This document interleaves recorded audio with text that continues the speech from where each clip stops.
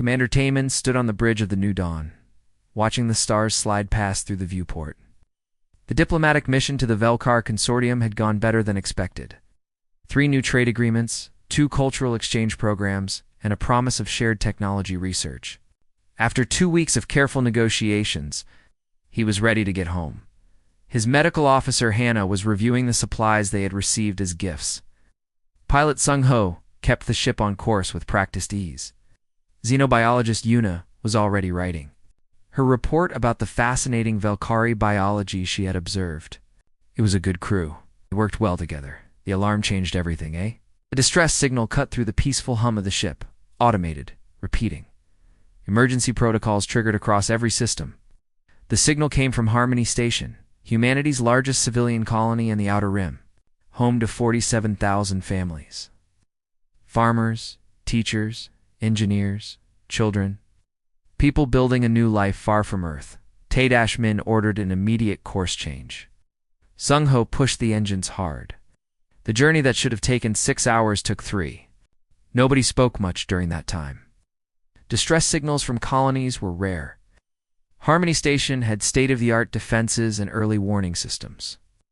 Whatever triggered that signal had to be serious. They arrived to silence. Harmony Station floated dead in space. The lights were off. The communication arrays hung broken and twisted. Scorch marks covered the hull, but these were not random battle damage. Someone had systematically targeted specific sections. Life support first, then communications, then the escape pod bays. Taemin felt ice forming in his stomach. This was not a raid. This was not a battle. This was something else entirely. The team suited up and entered through an emergency airlock.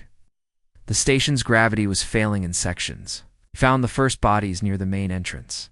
Civilians, not soldiers. A family holding hands. They had died together. Hannah made a sound that was not quite a sob. She had seen death before in her medical career, but not like this. These people had not died fighting. They had been executed. As they moved deeper into the station, the horror grew. The school section showed signs of panic. Small handprints on the walls, toys scattered across the floor. The Drexian attackers had herded the children into the gymnasium. What happened there? Taemin could not bear to examine closely. He recorded it with his suit camera because Earth needed to see, because the galaxy needed to see. But he would never forget those images. Sung-ho found the medical bay completely destroyed. Every piece of equipment smashed, the backup generators sabotaged. Even if someone had survived the initial attack, they would have died from lack of medical care. This level of thoroughness spoke of planning, of intentioned. YUNA discovered the agricultural domes had been poisoned. Not just destroyed, but deliberately. Contaminated with compounds that would make the soil toxic for years. Someone wanted to ensure no one could ever live here again. This was not about resources or territory. This was about sending a message. They worked for hours documenting the massacre. 47,000 people, every single one dead. Parents who died trying to protect their children. Elderly residents who died in their sleep as the life support failed. Young couples who had just arrived to start their new lives together. The station's data core had been damaged, but Yuna managed to recover fragments. Security footage showed the attackers clearly. Drexian ships. The insignia of the Drexian supremacy visible on every vessel. They had not even tried to hide their identity. The footage showed how it happened. The Drexians had arrived with overwhelming force. They had demanded immediate surrender. When the colony administrator tried to negotiate, they destroyed the communications array. Then, they began their systematic elimination of every human in the station. One recording made Taemin's blood run cold. A Drexian commander speaking to his troops. His words were translated by the computer. Called it pest control. He said humanity had refused to limit their expansion, so the Drexians were making an example. He said other species needed to see what happened when you ignored Drexian warnings. Hannah was crying openly now. Sung-ho had gone silent and pale. Una kept working with mechanical precision, but her hands were shaking. Taemin felt something breaking inside himself. He had spent his career believing in diplomacy, peaceful coexistence, in the idea that civilized species could work out their differences. Through dialogue, he had been wrong. They returned to the New Dawn and immediately transmitted everything to Earth. Every image, every recording, every piece of evidence. This data packet would take days to reach Earth, but it had to be sent. The truth had to be known as they prepared to leave Harmony Station behind. Taman walked through the corridors one final time. He passed a classroom where children's artwork still hung on the walls, drawings of Earth, of alien friends, of dreams about the future. Those children would never grow up now. Those dreams had been murdered along with everything else. Back on the bridge, they received a response from Earth's Fleet Command. It came faster than expected, routed through military channels with maximum priority encryption. Admiral Kuhn appeared on the screen. Her face was stone. She confirmed that Earth had received their transmission. She said the evidence had been presented to the human parliament within hours. The vote had been immediate and unanimous. For the first time in 200 years of peaceful space exploration, Earth was mobilizing for war. Admiral Kuhn's words were careful and measured, but her eyes burned with cold fury. Humanity had spent 2 centuries playing by the rules, following galactic protocols, building relationships with alien species, proving they could be civilized partners in the greater community. The Drexians had thrown all of that away. They had looked at humanity's peaceful nature and mistaken it for weakness. They had murdered 47,000 innocent people to make a political point. Admiral Kuhn's final words echoed in the silent bridge. The entire fleet was being recalled. Reserves were being activated. Diplomatic corps was being withdrawn from all Drexian territories. Earth's shipyards were switching to military production. Scientists were being reassigned to weapons research. She looked directly at the camera, and Timon knew she was looking at every human who would see this message. Her voice did not rise, but every word carried weight. For 200 years, we have shown the galaxy our best nature. We have been patient. We have been understanding. We have been civilized. She paused. That ends now. They wanted to see what humans become when you slaughter our families. They are about to learn. No more playing civilized. The transmission ended. The bridge was silent except for the quiet hum of the engines. Taman looked at his crew. Hannah's tears had stopped, replaced by something harder. Sung-Ho's jaw was set. Yuna's shaking had stopped. They all understood. Something fundamental had changed. Not just for them, but for every human in the galaxy.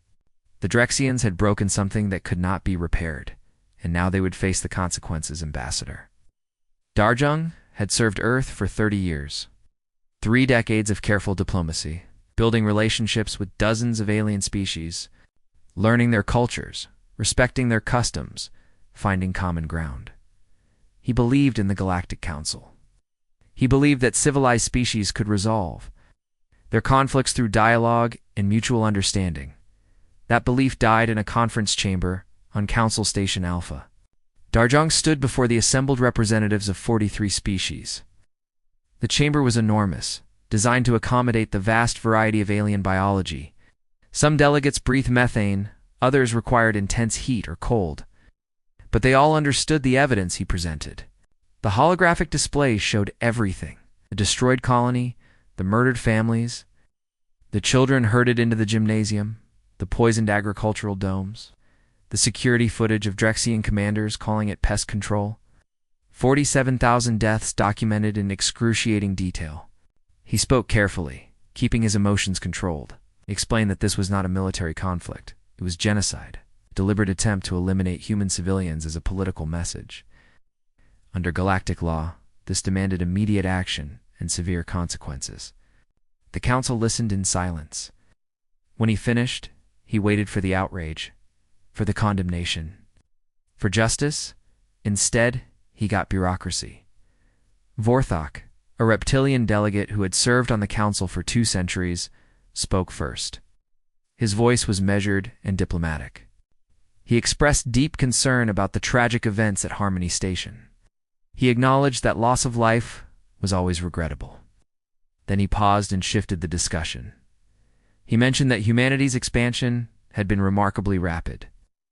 In just 200 years, Humans had established colonies in 47 systems. Some species found this aggressive. Perhaps, Vorthok suggested gently, there were underlying tensions that needed to be addressed.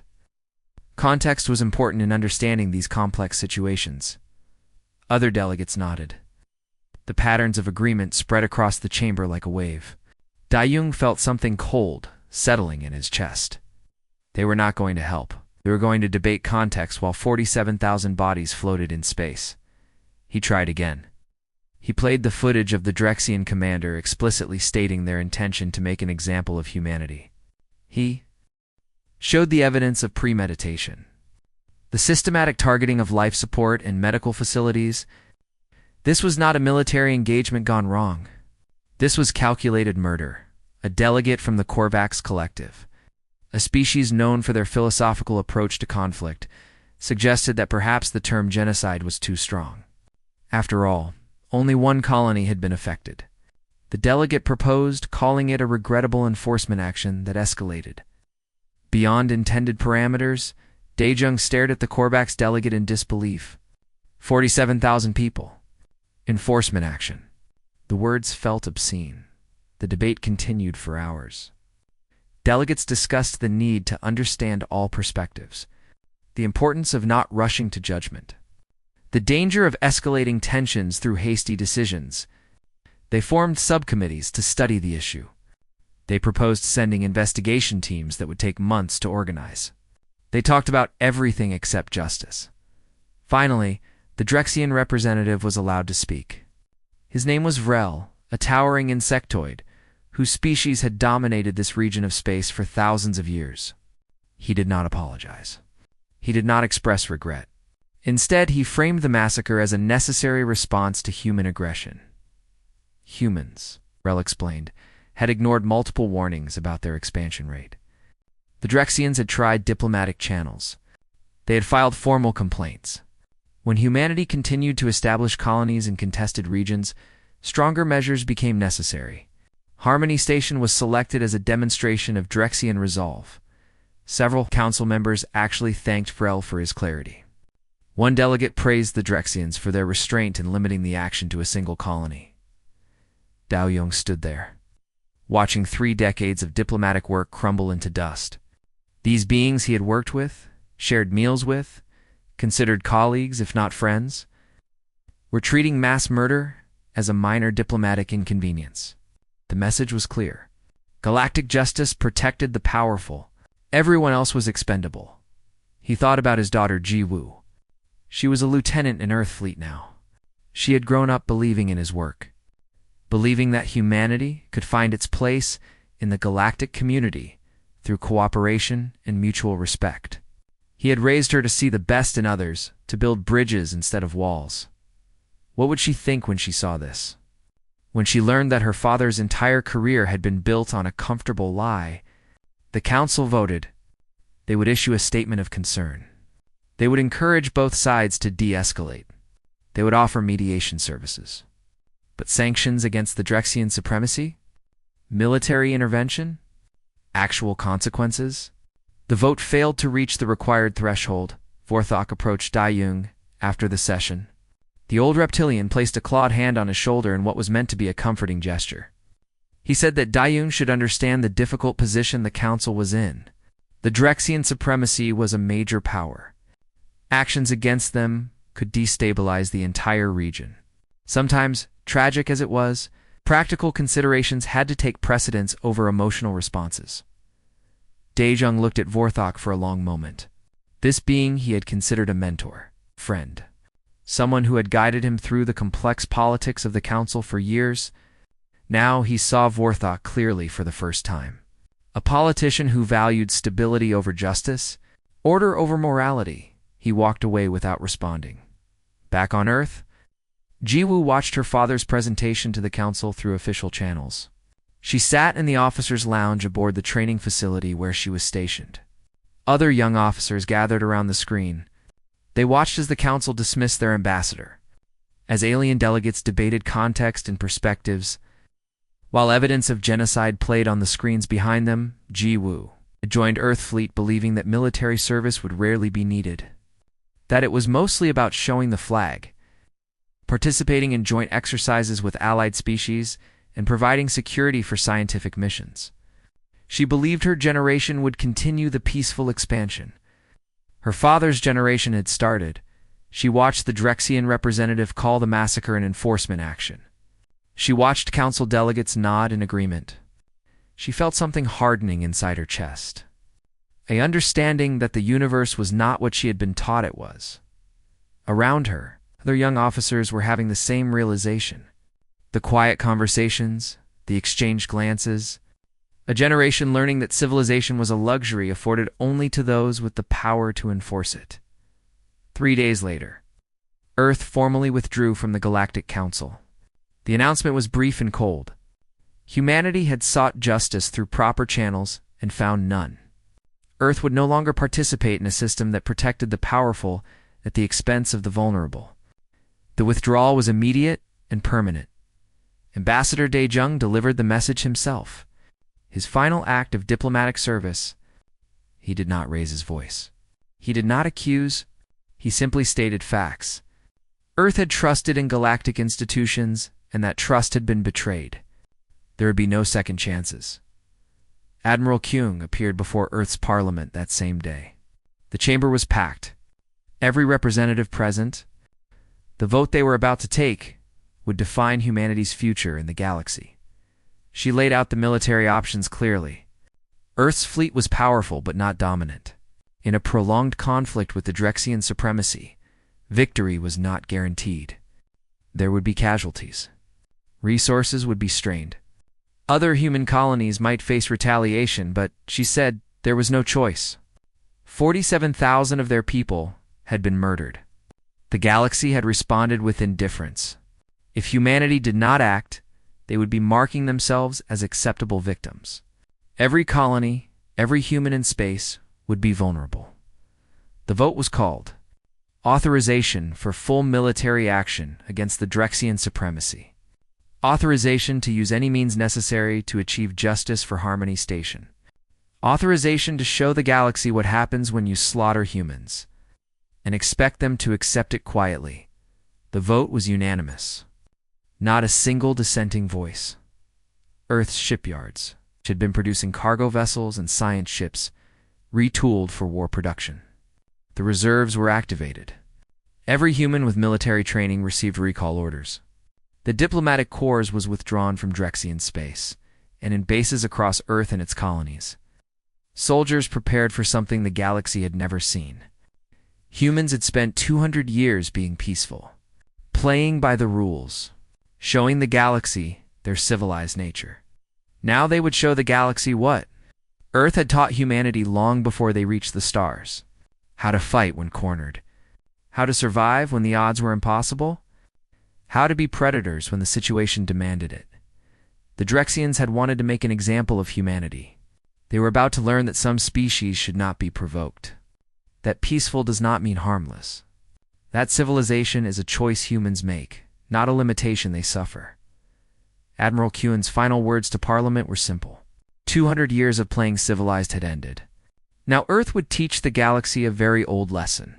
Never mistake kindness for weakness. The galaxy did not understand what was coming.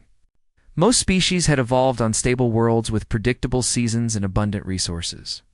Their wars were ritual affairs, governed by ancient rules about acceptable targets and honorable combat. Conflicts were resolved through decisive battles where the stronger side won. Everyone accepted the outcome. Earth had taught humanity something different. Something older and more savage. Humans evolved on a planet that tried to kill them regularly. Ice ages that covered continents. Volcanic eruptions that blocked out the sun. Meteor strikes that wiped out most life. Diseases that killed millions. Every generation of humans had ancestors who survived the impossible, and before civilization, humans had been hunters. Not the kind that killed quickly with fangs or claws, the kind that followed wounded prey for days until it collapsed from exhaustion. Humans could not outrun most animals, could not overpower them, so they learned patience, endurance, the ability to keep going when every instinct screamed to stop. The Drexians were about to learn what? evolution on Earth produced? Lieutenant? Jiwoo stood in the briefing room aboard the warship Reckoning. Her strike team surrounded her. Hyun, the demolitions expert who could make explosives from almost anything. Biora, whose tactical analysis had earned her 3 commendations. Woojin, the combat engineer who understood alien technology better than most aliens. They were looking at holographic displays of a Drexian military outpost on the planet Krell. Standard defensive position.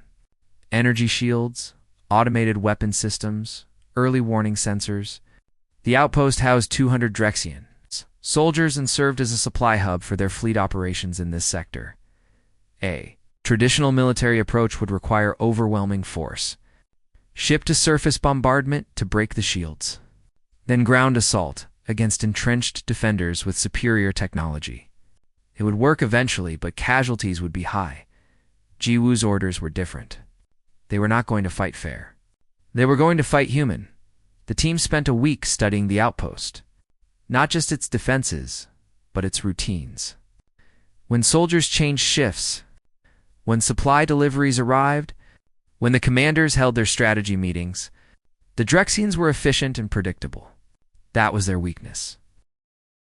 The infiltration took 14 hours. The team approached from underground, using maintenance tunnels that the Drexians had mapped but considered too small for military use. They were right about most species.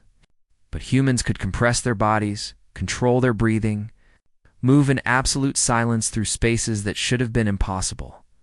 Biora led the crawl through darkness. Following schematics they had stolen from Drexian databases, every meter was planned. Every rest stop calculated. The tunnel was barely wide enough to move. Claustrophobia was not an option. Pain from compressed joints was not an option. They had a mission. They emerged inside the outpost's environmental control center. Unguarded, because who could possibly reach it through those tunnels? Woojin went to work immediately. He did not sabotage the life support to kill anyone. That would have been too quick. To clean. Instead, he programmed random failures. Lights flickering at irregular intervals. Temperature fluctuations that were uncomfortable but not lethal. Air recyclers making strange noises. Small things. Constant things. Things that made soldiers nervous and jumpy. Hyun placed devices throughout the base. Not bombs, but speakers. Hidden in ventilation shafts, behind wall panels, inside storage areas. They would activate later at random times. Playing sounds, voices, screams, the audio recordings from Harmony, station that had been saved from the data core. Biora hacked into the communication system. She did not shut it down. She added something to it. Code that would make messages seem to come from inside the base. Orders that contradicted each other. Reports of intruders that sensors could not confirm. Carefully crafted to look like someone inside was sabotaging operations. The team left evidence of their presence, but not human evidence. They staged it to look like Drexian equipment had been tampered with, like someone in the garrison had turned traitor. Seeds of doubt and paranoia, they were gone before dawn. The same impossible crawl through the tunnels. 14 hours back to the extraction point. When they reached the surface, exhausted and hurting, they looked at each other with grim satisfaction. The real damage was just beginning. Over the next 3 weeks, the Drexian garrison at Krell fell apart. Soldiers reported hearing voices. The lights flickered constantly. Equipment failed at critical moments. Command messages seemed to contradict themselves. An investigation found evidence of sabotage. But the methods pointed to insider knowledge. The garrison commander arrested 3 of his own officers. The soldiers stopped trusting each other. Patrols became erratic. Response times slowed. When headquarters tried to intervene, communications were garbled and confusing. The outpost became useless as a military asset, and not a single shot had been fired. Similar operations happened across Drexian space. Human teams struck supply convoys, not to destroy them, but to contaminate supplies with traceable markers that made it look like corruption and theft. A colony's water treatment facility developed mysterious problems that made the water taste wrong. Nothing lethal, but constant stress. A diplomatic vessel was boarded while docked. The crew was left alive but locked in their own cargo bay, forced to listen to recordings from Harmony. Stationed for 12 hours before being released, the Drexians began calling for council intervention. They claimed humans were violating the civilized rules of warfare, that these tactics were dishonorable, that striking at military targets was acceptable, but psychological warfare crossed the line. The irony was thick. They had murdered 47,000 civilians and called it enforcement. Now they wanted protection from military retaliation that did not even kill anyone, but the psychological damage was real. Drexian soldiers started requesting transfers. Some refused to deploy to forward positions. The certainty that had made them effective warriors was crumbling. They had thought humans were weak. Now they did not know what to think. Admiral Kyung addressed Earth's command staff in a secure briefing. She acknowledged that the tactics were harsh, that some people, even some humans, found them distasteful. War should be clean and quick and decisive, they said. Honorable. She reminded them what honor had gotten Harmony Station. 47,000 dead because humanity tried to be civilized. The Drexians had chosen this path when they decided human lives were disposable. Earth's military doctrine had changed. They were not trying to win honorable victories. They were trying to win. Period. Every advantage would be used. Every weakness exploited. If the enemy wanted a fair fight, they should not have started by massacring civilians. Geo's team received new orders. Their next target was bolder, more dangerous. They were going after a location deep in Drexian territory, a place that would send a message the entire galaxy could not ignore. They were going to strike the Drexian homeworld itself. The briefing was sobering. This was not a remote outpost they could infiltrate and leave. This was the heart of Drexian civilization. Billions of civilians. The seat of their government. The center of their military command. Security would be overwhelming. But that was the point. If humans could reach the Drexian homeworld, nowhere was safe. Every Drexian leader, every military commander, every politician who had approved the Harmony Station massacre would understand that human patience had limits, that breaking those limits came with consequences. The team began preparing immediately. New equipment, new training, new plans that seemed impossible on paper, but humans had built a civilization on doing the impossible. They had survived ice ages and plagues and wars. They had gone from caves to starships in 10,000 years. The Drexians had superior technology, better weapons, stronger shields, more ships. In any fair contest, they would win. So humans would not fight fair. They would fight smart. Fight mean. Fight like Earth taught them to fight, when survival was the only thing that mattered. Biora studied Drexian psychology reports. Hain designed devices that could bypass alien security systems. Wujin learned every detail of Drexian infrastructure. GUE planned contingencies for contingencies. They knew the odds. They knew the risks. But they also knew what they were fighting for. Not just revenge, though that burned in all of them. Justice. The message that you could not slaughter humans and sleep peacefully ever again. The reckoning set course for Drexian space. In the cargo bay, the strike team checked their equipment one final time. They did not talk much. There was nothing left to say. The galaxy had asked what humans would do when pushed to the edge. Now they would find out. Civilization was a choice humans made when it served them. When it did not, they had other options. Older options. Options written in the genetic memory of persistence hunters who never stopped. Never quit, never let go, until the prey finally fell. The Drexians had made themselves prey. Now the hunt was on. Earth fleet emerged from jump space at the edge of the Drexian home system. 50 warships against a defensive network of thousands. By every military calculation, this should have been suicide. The Drexian supremacy had prepared for this moment. Their entire military doctrine was built on overwhelming force and superior technology. They expected a desperate assault. A final human attempt at revenge that would be crushed and used as proof of their superiority. Battle plans were ready. Ships were positioned. Commanders were confident. Instead, Admiral Kueng opened a channel to every Drexian receiver in the system. Military and civilian, government and private. Every single one. Her message was brief and direct. Earth offered surrender terms. The Drexian government would stand trial for genocide. They would pay full reparations to the families of Harmony Station victims. They would accept permanent monitoring of their military operations. They would acknowledge their crime publicly and formally if they refused. Humanity would demonstrate exactly why you do not massacre human families and expect peaceful sleep ever again. The response from the Drexian command was laughter. Actual laughter transmitted back on open channels. They outnumbered the human fleet 5-1. Their shields were rated to withstand weapons Earth had not even developed yet.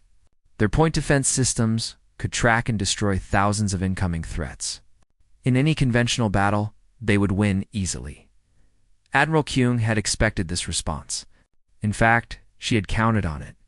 Overconfidence was a weakness. She gave a single order. The human fleet did not advance, did not fire. They simply held position at the system's edge, waiting on the surface of Drexia Prime. Commander Taman was already at work. His team had arrived 3 weeks earlier, traveling on a civilian transport under false credentials. The same patient infiltration that had worked on military outposts, the same willingness to do what seemed impossible. Hannah was with him, along with Yuna and 20 other specialists. They had spent those weeks moving through Drexia, Prime's underground infrastructure, mapping, planning, preparing. The Drexians never suspected. Why would they? Their homeworld was impregnable. Humans could not possibly reach it undetected. Why UNA had made a discovery during the investigation of Harmony Station. The Drexians depended entirely on an element called Nexium for their advanced technology. Shields, power systems, communications, environmental controls, everything. Nexium was rare in the galaxy, but Drexia Prime had abundant deposits. It made their civilization possible. It also made them vulnerable. Earth's xenobiologists had worked for months on the problem. They had taken samples from Harmony, a station where Drexian equipment had been used. They studied the properties of Nexium, and they found something interesting. A modified Earth fungus could interact with Nexium in unexpected ways, not destroying it exactly, just making it temporarily unreliable. The fungus had been engineered to spread quickly through ventilation systems, to be harmless to biological life but devastating to Nexium-based technology, to have a limited lifespan so the effect would not be permanent. Earth was not trying to destroy Drexian civilization, just prove they could. Taman's team released the spores in key locations: government centers, military command facilities, communications hubs. The fungus spread invisibly through the air circulation systems that the Drexians relied on for their controlled environment habitats. The effects began within hours. Shield generators at military installations flickered and failed. Communication systems developed strange interference. Environmental controls became unreliable. Nothing catastrophic. Nothing permanent. But absolutely terrifying. The Drexian military scrambled to understand what was happening. Their equipment was failing in ways that should not be possible. Engineers could not identify the cause. Every attempt to fix one system seemed to cause problems in another. The carefully integrated technology that made Drexian society function was coming apart. Hannah coordinated medical monitoring to ensure no biological harm occurred. This was important. Earth wanted to demonstrate capability, not commit atrocities. Every human involved remembered what they were fighting against. They would not become the thing they hated above the planet. Pilot Sung Ho led squadrons of human fighters in strikes against military targets. But these were not traditional attacks. They used tactics Earth had developed through centuries of asymmetric warfare. Hit and run. Strike from unexpected angles. Never fight where the enemy was strongest. Human pilots flew patterns that Drexian doctrine had no answer for. Diving through debris fields that should have destroyed their ships. Using gravity wells to slingshot around moons and arrive from impossible vectors. Targeting supply lines and communication relays instead of facing the main fleet directly. The Drexians had better ships, stronger weapons. But humans had creativity born of fighting when victory should have been impossible. When you cannot win through strength, you win through adaptation. The real blow came when Bora's team executed their plan. They had tapped into Drexian civilian communications. Not to shut them down, but to broadcast something. The same thing that had been used on military outposts. The recordings from Harmony Station, every Drexian on the homeworld saw the footage. Children executed in schools, families holding each other as life support failed, parents sending final messages to relatives on Earth, the systematic, methodical elimination of 47,000 civilians. No propaganda, no commentary. Just the truth that their government had tried to hide. The impact was immediate and devastating. Most Drexians had been told that Harmony Station was a military operation, a necessary action against aggressive human expansion. They did not know the details, did not know it had been genocide. Now they could not look away, could not pretend, could not convince themselves it had been justified. They saw children, saw families, saw people who looked scared and confused and innocent, people who had done nothing except try to build a new life. Protests erupted across Drexia Prime. Not because humans forced them, not because of propaganda, because ordinary Drexians were confronted with what had been done in their name. The comfortable lies their government had told shattered. Against recorded reality, the Drexian military faced impossible choices. Their equipment was failing. Their tactics were ineffective against human unpredictability. Their civilian population was turning against them. And they knew, absolutely knew, that Earth had held back. The fungus could have been lethal. The broadcasts could have been followed by actual attacks on civilian targets. Humans could have done to Drexia Prime what the Drexians did to Harmony Station. But they had not. That restraint carried its own message. Humans were not fighting for extermination. They were fighting for justice. The difference was profound. The Drexian government fractured. Military commanders refused orders to deploy planet-killer weapons against human colonies. They had seen what humanity became when you murdered their families. Nobody wanted to find out what happened if you did it twice. Some commanders openly stated they would not follow orders that could doom their entire species. Intelligence. Officers leaked documents showing that the decision to attack Harmony Station had been made by a small group of extremists in the government, that most Drexian leadership had not approved genocide but had been too weak to stop it. The truth was messy and complicated, but it mattered. Not all Drexians were responsible, but those who were needed to face consequences. On the 5th day of the siege, the Drexian government collapsed. The Prime Minister was arrested by his own security forces. The military command that had ordered the Harmony Station attack was taken into custody. Emergency Council of Drexian leaders reached out to Admiral Kuhn with an offer of unconditional surrender. Taman watched from the surface as Drexian ships powered down their weapons. As the orbital defenses went dormant, as a species that had dominated this region for thousands of years accepted that they had been defeated not by superior force, but by an enemy that refused to fight the way they expected, Hannah stood beside him, looking at the city around them. Drexian civilians were still processing what had happened. Some were angry. Some were ashamed. Some were confused. But none of them were attacking humans. They had seen the footage. They understood why Earth had come. Una collected samples of the fungus for analysis. It was already dying out, its limited lifespan by design ensuring temporary effects. In a few weeks, Drexian technology would function normally again. But the memory of this vulnerability would last forever. Sung-Ho returned from his final patrol, his fighter scarred but intact. He had lost friends in this war.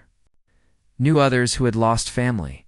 But as he looked at the Drexian homeworld below, he felt something other than hatred. Satisfaction, maybe, justice. The understanding that actions had consequences, even for the desertful Admiral Kuhn, addressed both fleets from the Reckoning's bridge. She acknowledged the Drexian surrender. She outlined the terms that would be enforced: trials, reparations, oversight.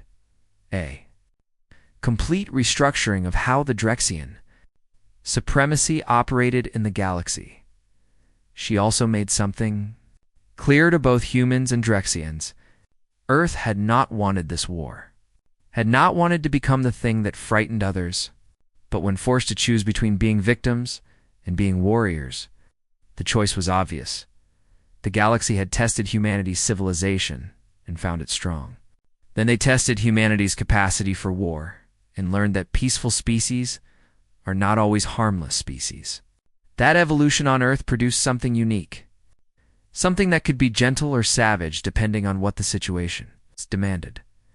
The Drexians had learned this lesson at terrible cost.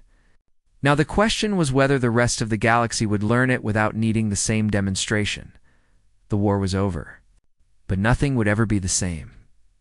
The Galactic Council chamber looked the same as it had 6 months ago. Same sweeping architecture. Same careful climate controls for dozens of different species. Same polished floors that reflected the lights from 1,000 different worlds. But everything else had changed. Ambassador Dejung walked into the chamber for the first time since Earth's withdrawal. He was older now. The war had aged him in ways that time alone could not explain, but he walked with his head high. He represented a humanity that had proven itself, not just in battle, but in restraint. In knowing when to stop, the council delegates waited in their seats. Some looked uncomfortable, others defiant. A few seemed genuinely curious about what would come next. The old power structures had been shaken. Everyone understood that. Vorthok, the reptilian elder statesman who had dismissed humanity's pleas for justice, spoke first. His tone was measured, diplomatic. He acknowledged that perhaps the council had not responded appropriately to the Harmony Station's situation. Perhaps mistakes had been made. Perhaps there was room for improvement in how such matters were handled. Dajrung listened without expression. 6 months ago, those words might have meant something. Now, they were just noise. Careful political language designed to avoid responsibility while appearing reasonable. He stood at the speaker's platform and looked around the chamber. At species who had turned away when humans needed them. At the Drexian delegation, now composed of new representatives who had not been part of the previous government. At the smaller species who had watched everything unfold and wondered what it meant for them, his words were simple. Earth would not be rejoining the council. That bridge had been burned beyond repair. When humanity needed galactic justice, they received political calculations and careful neutrality. That lesson would not be forgotten. But Earth was not withdrawing from the galaxy.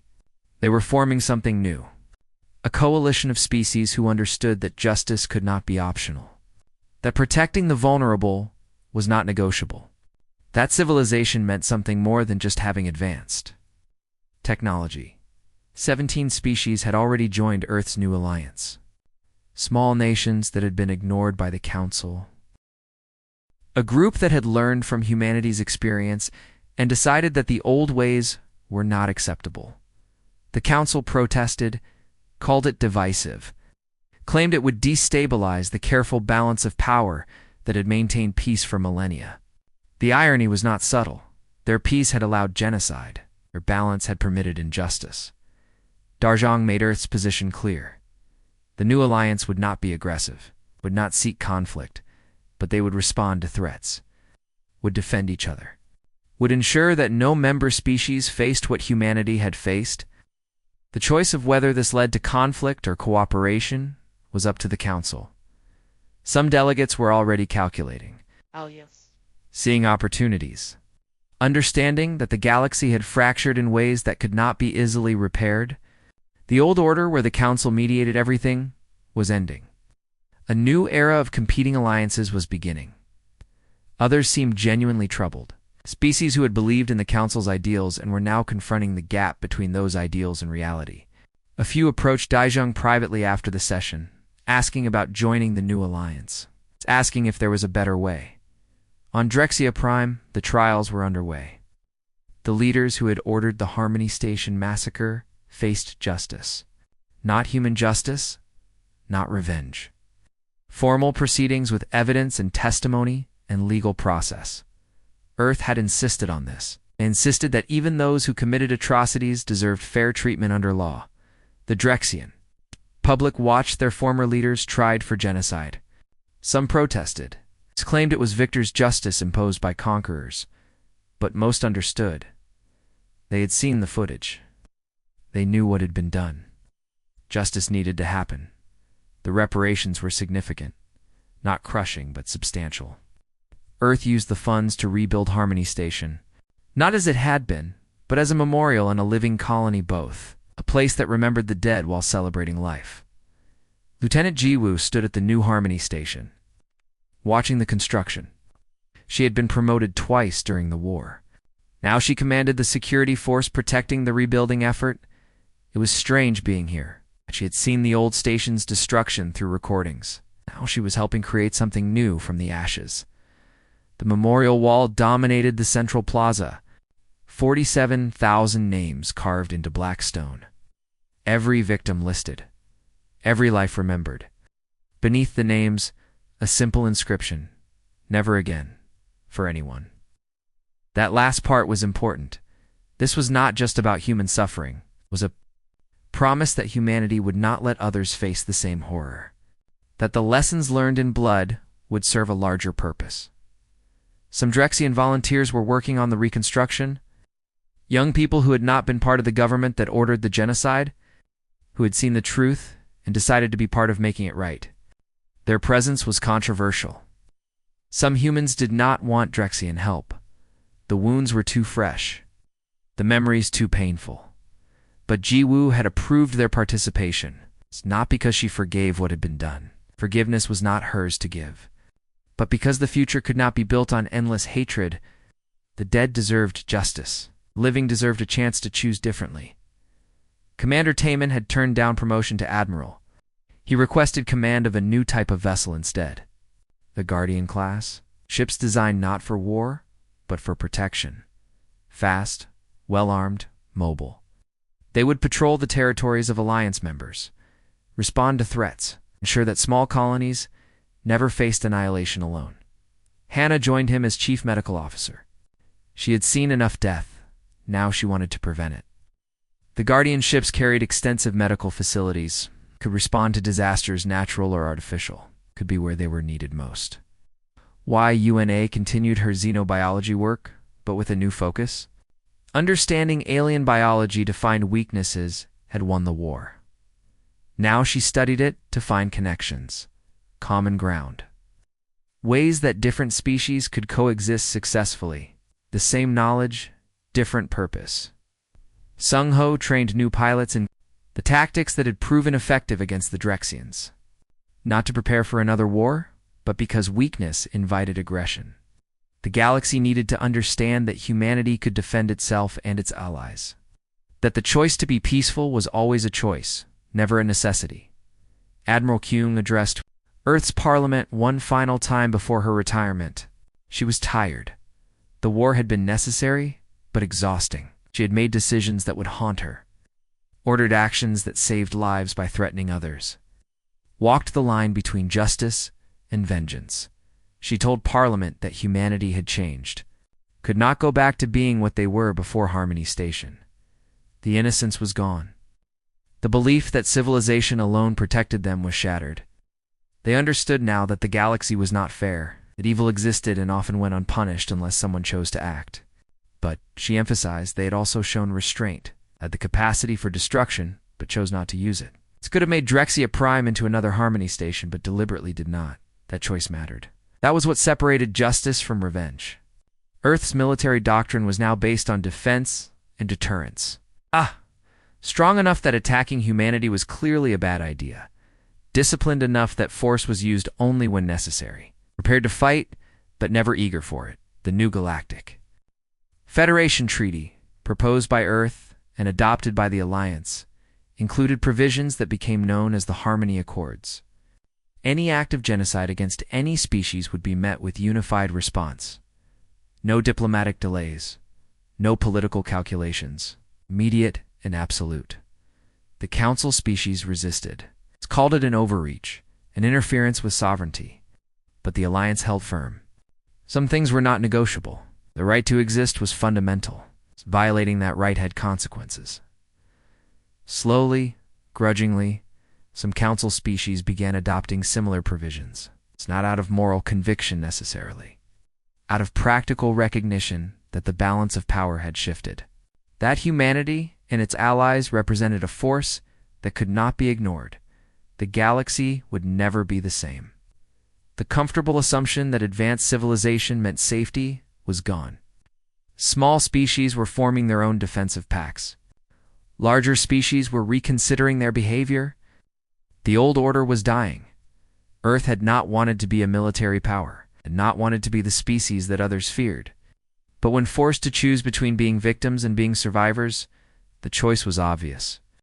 10 years after Harmony Station, Daejung visited the memorial with his daughter. Giwoo had grandchildren now, young humans, who would grow up in a galaxy shaped by tragedy, but defined by response. They would learn about Harmony Station in school, about what happened when civilization failed and what humanity did about it. They stood together reading the names, so many names. So many lives ended for nothing but political calculation. Daejun felt the weight of his 30 years of diplomatic work, all those relationships built on the assumption of shared values, the painful discovery that those values were not universal. Jiwoo put her hand on her father's shoulder. She understood his regret, but she also saw what had come after. The alliance that protected vulnerable species. The reforms even the Council had been forced to adopt. The understanding throughout the galaxy that some lines could not be crossed without consequences. They had not brought back the dead. Justice could never do that. But they had ensured the dead were not forgotten, that their deaths meant something, that the galaxy was different, hopefully better, because of what had been learned at terrible cost. The inscription beneath the names captured it perfectly. Never again. For anyone Earth had tried playing Civilized, they had been good at it, patient, understanding, willing to see all sides and find compromise. For 200 years it worked. Then it failed catastrophically. And humanity learned that civilization was a luxury afforded only to those strong enough to defend it. That peaceful intentions meant nothing if others saw them as weakness. So Earth changed, became harder, more vigilant, more willing to act when threatened. They did not become monsters, but they became something the galaxy had not seen before. A species that could be gentle or savage depending on what the situation demanded. The choice was always there. The capacity for violence balanced by the discipline to restrain it. The willingness to fight balanced by the preference for peace. The knowledge of what they could do balanced by the judgment about what they should do. The galaxy had tested Earth, found them capable of terrible things when pushed, but also found them capable of building something better after the violence ended, of choosing justice over revenge, of offering alliance to the weak rather than domination. That balance defined humanity's place in the new galactic order. Not the strongest, not the most advanced, but the species that would stand up when standing up mattered, that would fight when fighting was necessary, that would stop when victory was achieved. The dead of Harmony Station would never know what came after, would never see the memorial or the alliance or the changed galaxy. But their deaths had not been meaningless. Their names would be remembered. Their sacrifice, unwilling as it was, had changed everything. Earth had learned to balance civilization with survival, compassion with strength, hope for peace with readiness for war. It was not the lesson they wanted to learn, but it was the lesson the galaxy taught them, and they had learned it well.